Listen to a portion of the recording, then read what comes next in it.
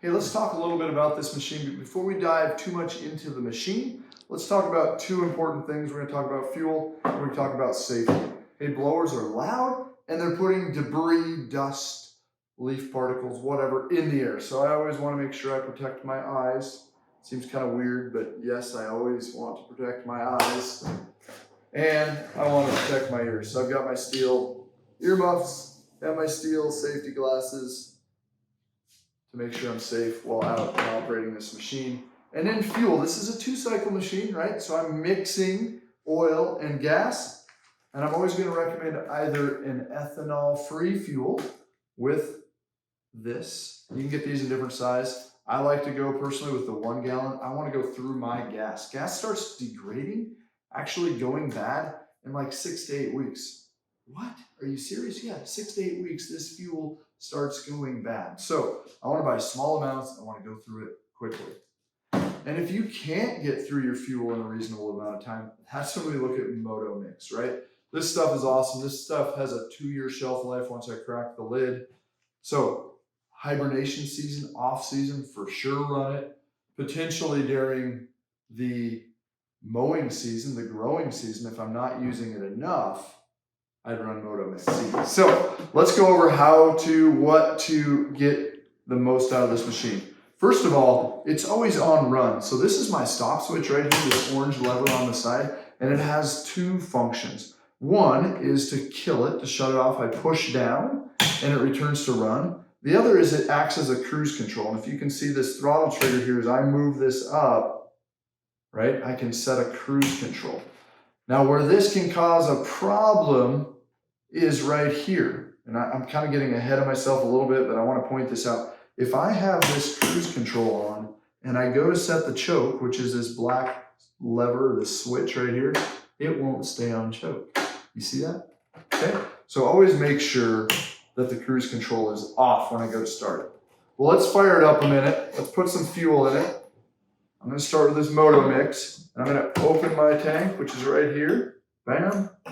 And I'm going to fake pour. I already put gas in here because I didn't want to spill in front of you guys. Okay. There's my fuel in there. Put my lid back on. Remember I talked about this kill switch that returns to run, so I don't need to do anything there. I do need a primer. My primer is hiding right down there. And this primer, I'm going to pump it 4 or 5 times. Again, I cannot flood this machine. We could pump this the whole time I'm talking, and it won't flood it. What can flood it is the choke. But let's get the fuel up 4 or 5 times, and then let's choke it. Okay? We're going to turn this counterclockwise. That puts the choke on. That choke is attached to the throttle trigger. So as soon as I hit the trigger, it shuts the choke off. That can lead to frustration. You put it on choke, you grab the handle, you inadvertently or intentionally hit the throttle trigger and you shut the choke off. And you're pulling and you're pulling and you're pulling and this thing won't start. Check your choke. Okay, so it's ready to go. I'm going to grab the back of this handle right here behind. And this has an easy start. So this is the BG86C, meaning I don't rip it. I just simply pull it like that. Why it's not starting, I don't know. 4 pulls. Okay. So what I did, it was on choke. As soon as I hit the trigger, and that shut the choke off. Once it's warm, simple pull, and it's ready to go. Okay? That's how we start the machine. That's how we get it up and we get it going. Remember, it always returns to run. Remember, don't want that cruise control on. Now, what do we need to do for maintenance? We've talked about fuel. That's very important. The next most important thing I'd say on the list is the spark arrestor. And that's this cute little screen that goes inside the mufflers of these machines that is meant to stop sparks from flying out of the exhaust and potentially starting fires. So here's a spark arrestor right here. Right now this is perfectly clean, it's brand new. But over time, this can get plugged up, right? We have oil in our gas, and if you're not burning it hot enough, hard enough, that oil will start kind of collecting on here and create a gooey, resiny tar.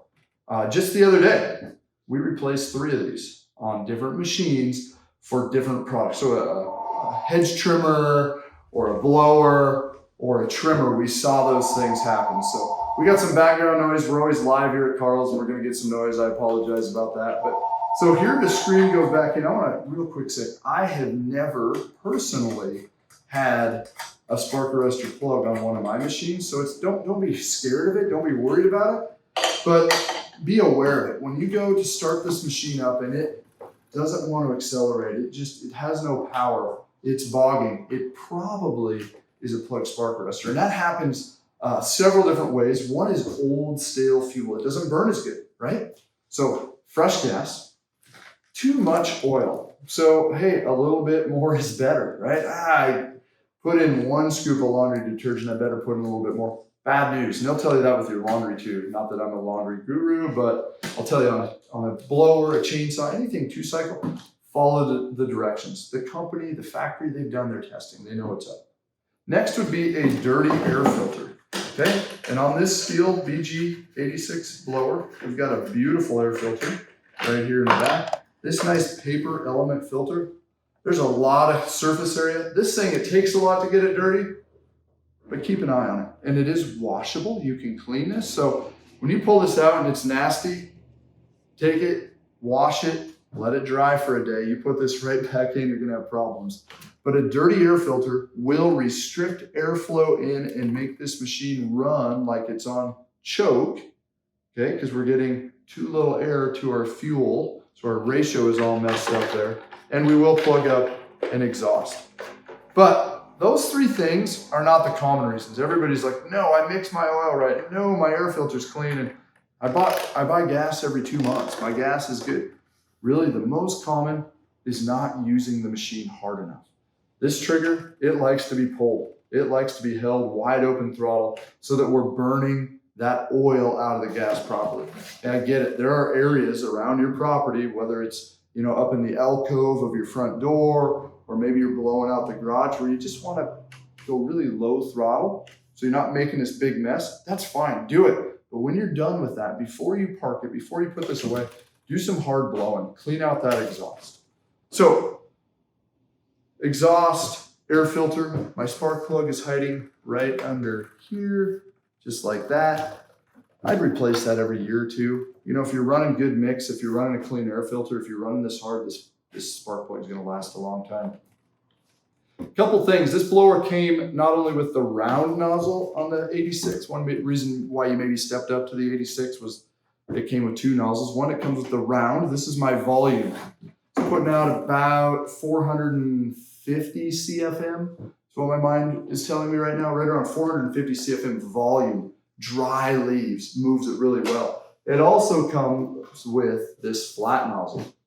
This is an option on other models. This is standard accessory on the BG86. This is miles per hour. This is going to be when I'm running right around 190 miles per hour. My volume goes down, but my punch goes up. So wet leaves, wet grass, when they're stuck on the concrete and I need to peel them up, this is what I want this for. You can put it on 2 places. One is you can twist this off and attach it right here. What I like to do, probably get some flack for doing this, but I like to put it right here. Because when I'm dealing with wet leaves, I'm down at the concrete level. I want to be close to what I'm trying to blow. So this gives me that reach to get down low.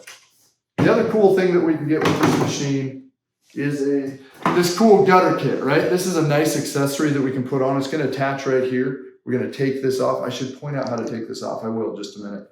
But we got this gutter kit. You've done it or you've seen it. You're up on your ladder and you're scooping out your gutters, cleaning out the leaves, the pine needles, whatever is building up in them. You get sick of moving your ladder, so you hop up on the roof of your house. So now you're running right along the edge trying to clean out accidents waiting to happen. This gutter kit keeps you on the ground, gets you way up in the air. You hold it like this with these 2 handles. And I got this long pipe that comes up with a J hook on the end that blows out the gutter. Tip, do it in the summer, right? When it's wet, it's a nasty mess. And I would still wear a rain jacket. It's blowing a lot of debris out. It makes a mess, but it's way safer, way quicker. And if you have this attachment, you can do it a lot more often, so you're never really going to get that buildup of debris. Okay, but I just remembered, I wanted to point out one thing. I want to take this off. There's a little detent in here. I have the wrong tool. I might be able to do it with this scrunch. Push this in. Yeah, I can do this. And turn it, half a turn, and off comes. So that would be important if I want to take this off, and you maybe are aware that you can get a vacuum kit for this. When I take that off, I can now put on the J hook that hooks into the bag. And then on this side, I can open up this lid and I can put on the suction tube. So this can not only be a standard blower, it can be a vacuum, and it can be a gutter cleaner. The STIHL BG86C, great blower. This is a commercial grade machine, but maybe you bought this thing for your house. The thing I like about the BG86 is this nice anti-vibration system. So long-term running, if you're out there for 15, 20 minutes, half an hour, you're going to really appreciate this. If you bought this at your local STIHL dealer, they've registered this product for you. It's got a 2-year warranty as a commercial operator or a homeowner, or as a homeowner, if you stepped up and bought a gallon of motor mix or a 6-pack of oil, you now got a 4-year warranty. And they sent you with this nice owner's manual. It's going to refer to all the stuff that I probably missed in here. But this is a quick overview on how you can get the most out of your STIHL BG86 blower. Hey, this is Josh from Carl's Mower and Saw. Thanks for watching our videos. We're proud of the fact that we've been serving you with the best in outdoor power equipment since 1990. We're glad that you had an opportunity to sit down, watch our videos, learn something about an exciting new product that we have, something that interests you for your property, or really how to use your equipment to the best of its ability. Don't forget to like, subscribe, follow, whether it's on Instagram or YouTube. We're excited to share more information with you. See you soon.